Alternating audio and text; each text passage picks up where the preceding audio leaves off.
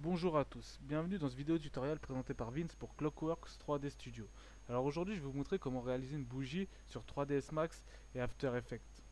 Alors regardez le résultat final. Donc on va commencer par modéliser en fait le bougeoir, la bougie, et on va créer la flamme en fait avec Particle Flow qu'on va retravailler après dans After Effects pour lui rajouter du glow et quelques effets pour lui donner vraiment cet aspect feu. Donc voilà. Donc tout d'abord, on va commencer par aller dans 3ds Max et on va commencer par modéliser le bougeoir. Donc on va commencer par importer dans le viewport une référence qui va nous servir à modéliser. On va commencer à modéliser la forme du bougeoir avec une ligne en fait. Donc voilà. Donc pour importer une image dans le viewport, on va dans View, Viewport Background, on coche Match Bitmap, Lock Zoom Pan et on va chercher son image. Donc la mienne, elle se trouve dans Travaux. Hop là. Voilà. Donc on a notre bougeoir qui a été importé dans le viewport et on va pouvoir modéliser dessus. Alors G pour enlever la grille. Pour agrandir sa fenêtre, Alt W. Et voilà. Donc maintenant, on va ici dans l'outil ligne et on commence à faire, en fait, on va juste faire le profil de la forme et après on va lui appliquer un modificateur qui va la rendre en fait en 3D. Donc on commence, hein. Alors moi ce que je fais en général, c'est que je modélise la forme grossièrement et après je viens retoucher et j'affine en fait ma modélisation. Voilà. Donc là, on vient coller les points sur la forme.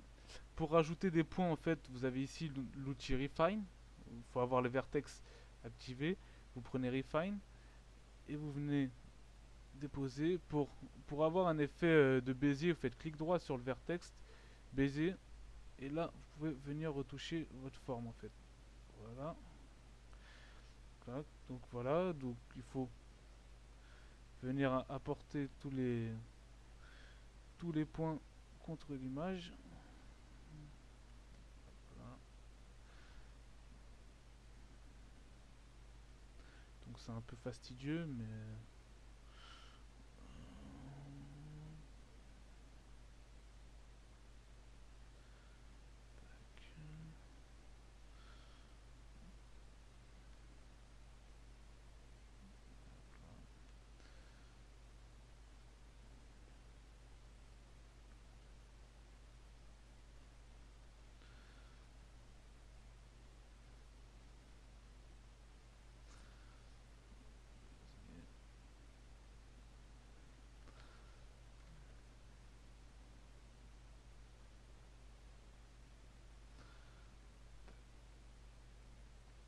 donc voilà.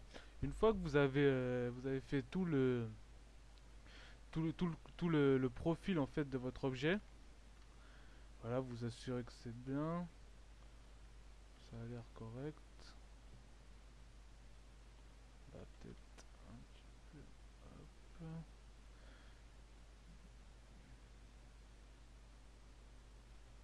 Voilà. Alors n'oubliez pas de laisser ouvert en fait ici, parce que sinon ça va fermer la forme. Euh, ouais, là on le rajoutera après en modé. Voilà, et j'ai fermé le dessous. Je l'aplatirai après avec quand je ferai la modélisation polygonale. Hop, hop. Ouais, ça m'a l'air bon. Donc alors après, pour transformer cette ligne en, en 3D, en objet 3D, on va appliquer un modificateur qui s'appelle Lace. Alors, je vais chercher hop là. Donc voilà, ça fait une forme comme ça. Donc il faut l'appliquer pour que ça prenne comme une symétrie en fait. On clique ici sur Max. Voilà. On vient chercher l'axe et on vient étirer. Hop là.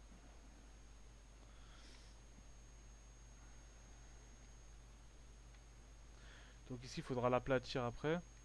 Donc, tac. Donc ça m'a l'air bon. Là, lines. On va souder les vertex.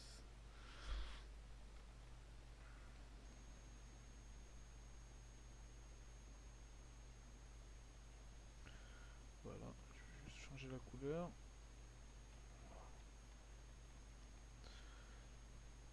Donc ça m'a l'air bon. Donc là il est en 16 segments. On peut en rajouter pour avoir un truc bien lisse, mais après on va remettre un turbo smooth dessus qui va lisser la forme. Mais bon, on va mettre les 30. Voilà, 30. Alors si votre objet est noir, c'est parce que c'est les polygones qui sont inversés. Il faut que vous cochiez flip normal. Il faut cocher well core aussi. Ça va souder en fait les vertex. Donc voilà. Donc on va transformer cet objet en polygone éditable. Donc clic droit, convert to editable poly. Voilà. Et on va un peu rééditer, enlever des lignes, cleaner un peu la forme parce que là il y a beaucoup trop de polygones en fait. Donc voilà, donc on va prendre par exemple une ligne, une rangée sur deux. Hop là, loop, contrôle, backspace pour supprimer. Ok. On va prendre, hop là, loop, on supprime.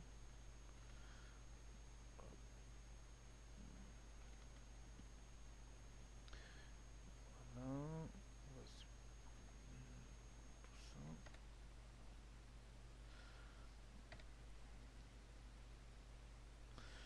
Pour un truc beaucoup plus simple à éditer.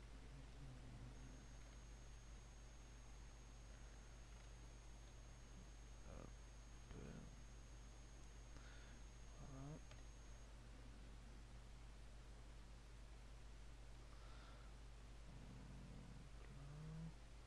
Il va rester là. Hop.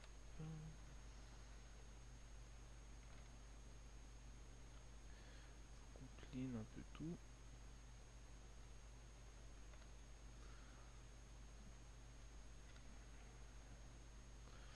Donc je vais un peu rendre le truc un peu plus beige. Tac.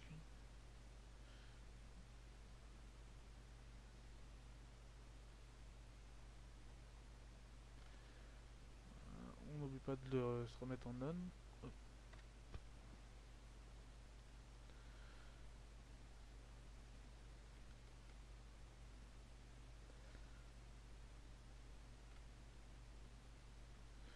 Donc là on va rajouter un peu des segments quand même aussi au milieu pour que ça soit vraiment un maillage bien régulier.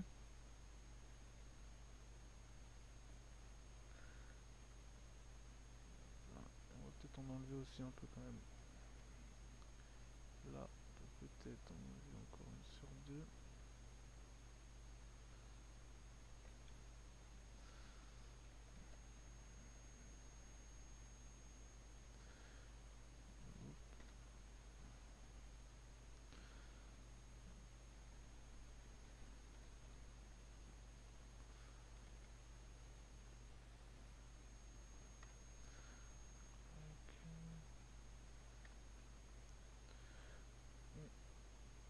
Bon, ça beaucoup plus régulier. Voilà. On baisse un peu. Ça m'a l'air mieux.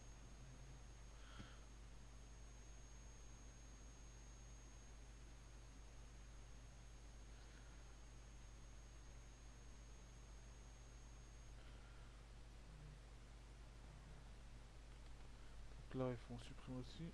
Il y a beaucoup trop de lignes. Allez, une sur deux.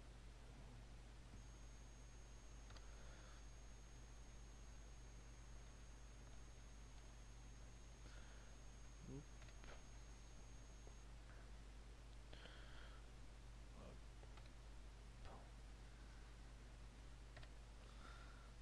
voilà.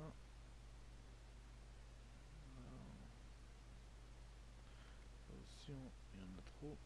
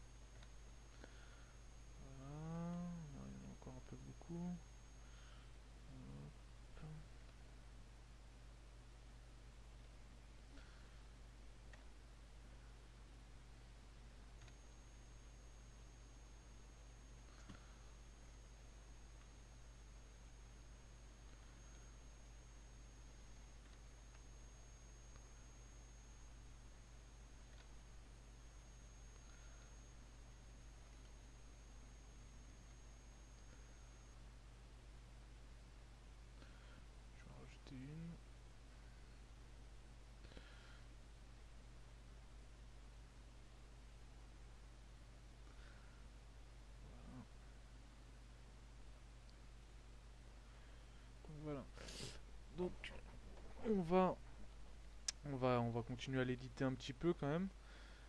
Voilà, là, je pourrais en enlever aussi des lignes. Et non énormément. Hop,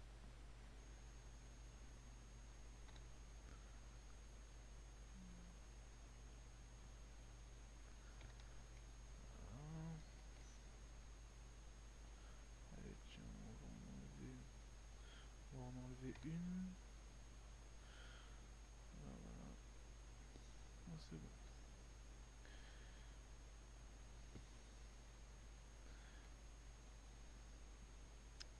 Donc je sélectionne une edge, j'appuie sur loop, ça sélectionne tout le contour, contrôle polygone, ça sélectionne les polygones et j'appuie sur gros. Voilà, encore une. Je prends l'outil échelle et je mets les polygones sur Z en s'assurant que là la contrainte est bien sur none. Voilà, et j'aplatis le tout. Hop. Comme ça aplatit, ça fait un vrai socle. Voilà.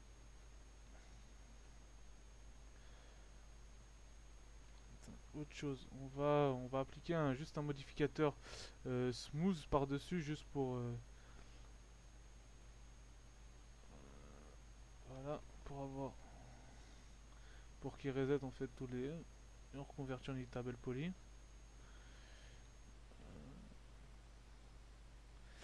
Voilà, donc maintenant on va faire le haut.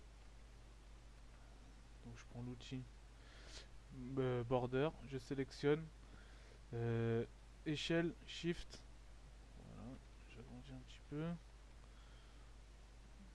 Sinon vous pouvez, si on va faire ça comme ça, hop, shift toujours. En border. Et là on va faire cap pour boucher. Voilà. On passe en top. On voit rien. On appuie sur Inset. Voilà, et on va creuser la forme. Extrude.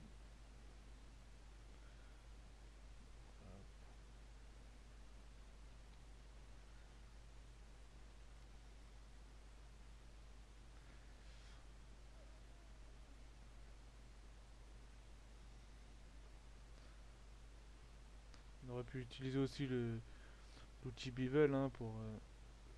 Voilà.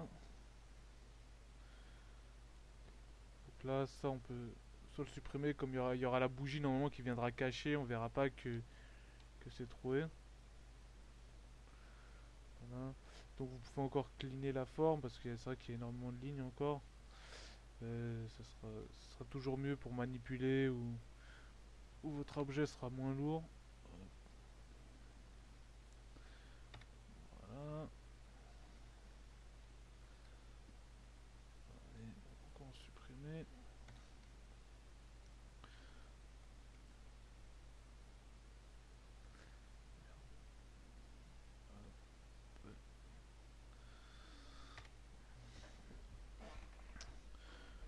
Encore une.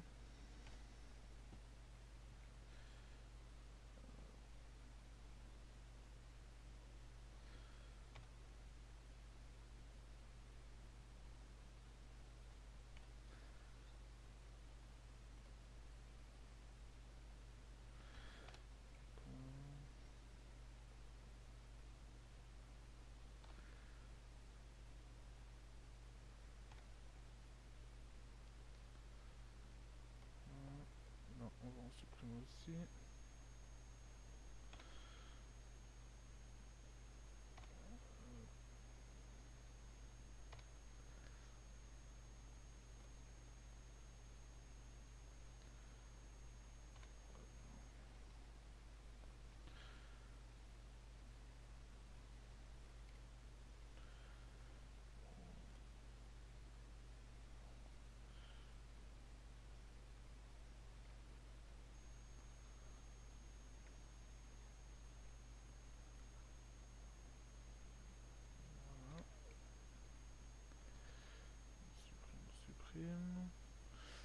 Ici on va cleaner un petit peu quand même.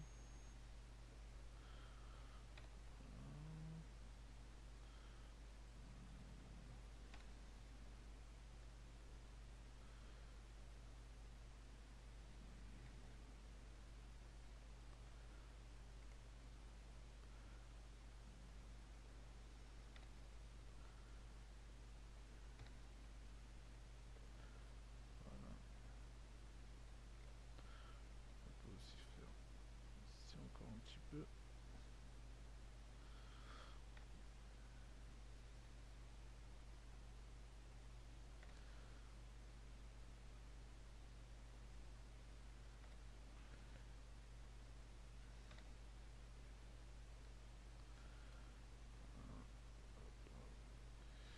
Il reste...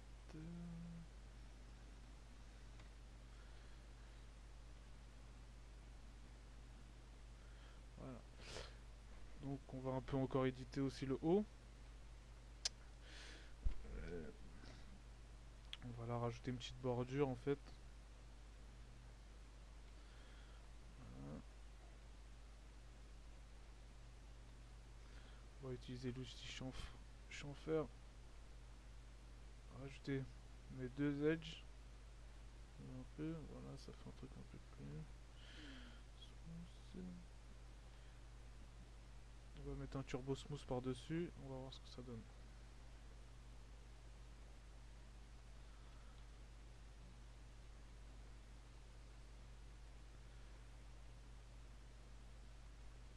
Donc voilà, c'est pas trop mal. Il faudrait peut-être revoir un peu, si vous voulez des trucs un peu plus... voilà, c'est arrondi, mais on peut, si on rajoute des lignes en fait sur le sol, enfin à cet endroit-là, vous aurez un truc un peu moins smoothé. Voilà, par exemple.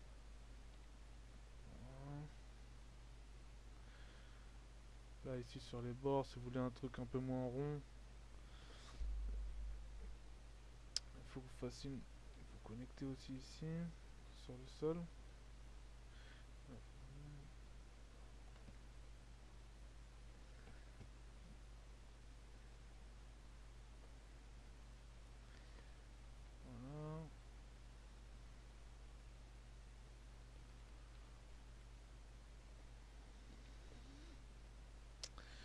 Puis vous pouvez connecter aussi à l'intérieur pour que ça soit un peu moins smoothé.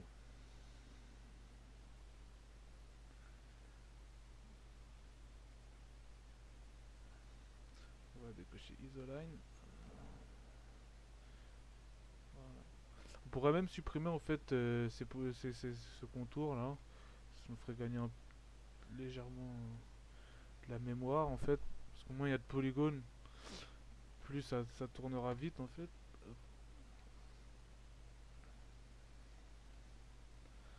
Voilà. Donc là, il y a des vertex qui sont pas soudés les uns avec les autres. Voilà. Ouais. Donc ce que vous pouvez faire, soit vous prenez une edge, loop, polygone, shrink, vous descendez, hop, vous sélectionnez ça, cap, vous sélectionnez polygone et vous faites un inset. Voilà. Contrôle vertex. Vous avez sur la petite fenêtre là à côté de Welt, vous cliquez. Hop là. Et voilà. Là, c'est smoothé. Donc là, ça me plaît pas trop. Il faudrait peut-être que ça soit le bord soit un peu plus présent. Parce que là, c'est vraiment trop rond. Donc, on prend ici l'edge. On connecte. On fait une. Voilà.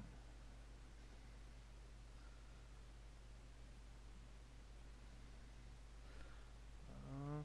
Là, il faudra en mettre une en bas aussi. Pour que ce soit un peu plus joli.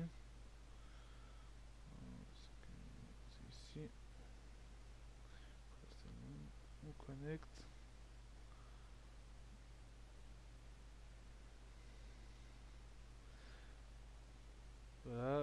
voit déjà qu'on a un peu plus l'aspect solide. Là aussi on pourrait faire la même chose pour les deux en dessous. On pourrait même faire un chanfrein.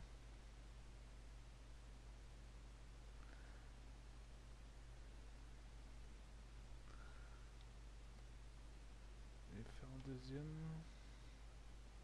C'est celle-là. Hop là. Et voilà.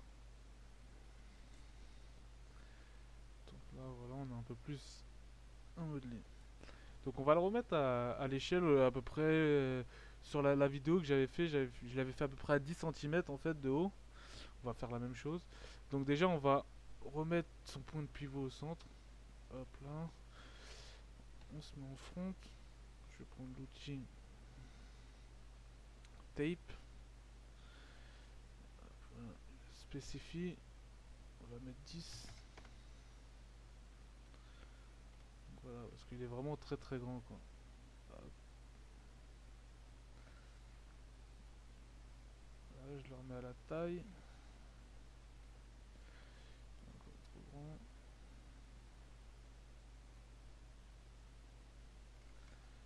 Il est encore trop grand. Voilà. 10 centimètres.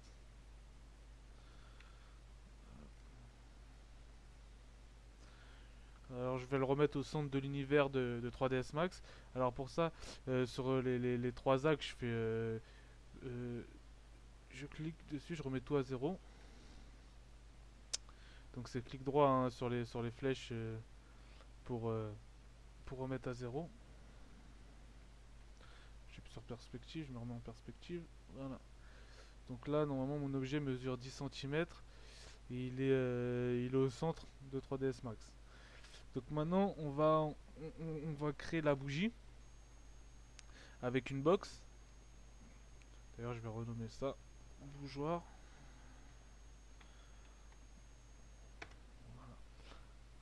Donc voilà, maintenant on va créer la bougie.